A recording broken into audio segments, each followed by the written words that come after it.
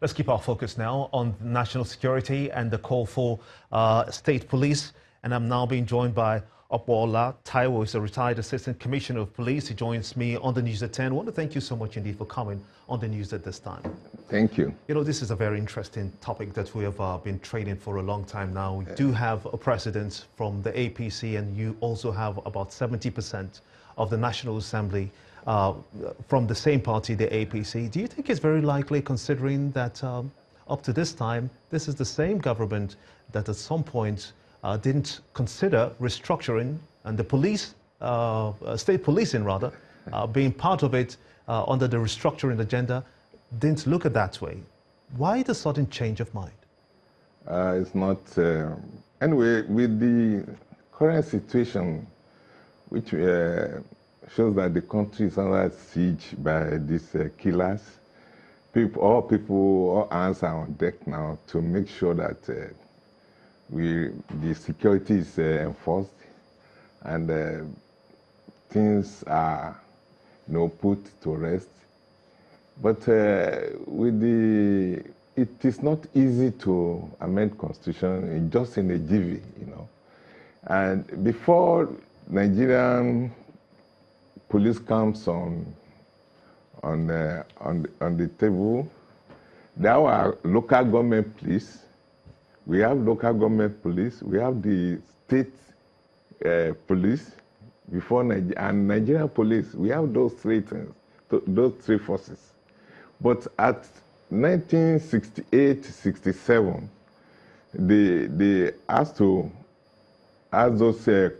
policemen, the local government police, the state police, to go, because the governors, the governors and the prime minister in those at that time were using them as a tool against the opposition. Unfortunately, too, that seems to be the same narrative that we hear today. Do you think that the state governors, for instance, because it's close to politics and that 2019 is just knocking by the corner, is it those fears that the state governors will use the apparatus of state police in their own selfish interests?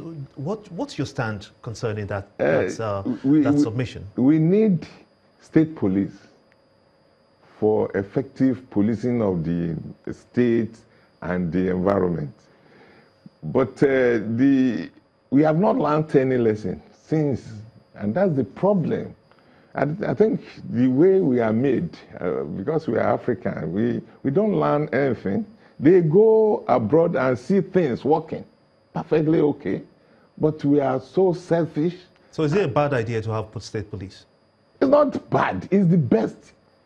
In overseas, we have even in Nigeria here, before independence, we have university police stations. We have university police. We have Ministry of Communication. There are policemen there that have been controlled. In overseas country, we have the city police, the borough, the state police, because they help the national police. And they are the grassroots. They know everything. I've been the force for the past 50 years, because I served for 35 years. I work in the north, in the east, where you cannot speak the language of the people. Well, is it a one-cap-fits-all when you consider the security challenges we're going through as a country today? That if we have this state police or even the community police, will it solve the problems of insurgency in the northeast, the farmer herders clashes, the kidnappings that we have in this country? The problem we have, they just left what's supposed to be taken care of and start doing another thing. I've said this on a lot of fora that we have a lot of policemen dismissed, a lot of soldiers dismissed, retired. A lot of them are outside.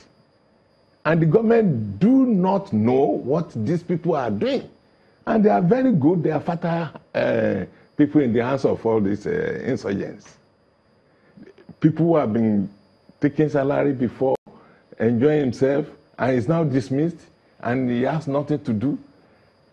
Now, Boko Haram will offer him like 500,000. Will he not run to it? He will. or any person who is desirous to see that the nation is in chaos. So these are self-inflicted crimes? Of course. You see, but during the Civil War, what they did that time was to recruit, mass recruitment, and train policemen for three months. And they were the people in that particular area where there are problems. The youths were gathered, and when they trained them, they pushed them to their environment. So the war just, go without any much ado. But this time around, they will recruit a man in the southwest and take him to Maiduguri in Borno, or take him to Sokoto, Kafet.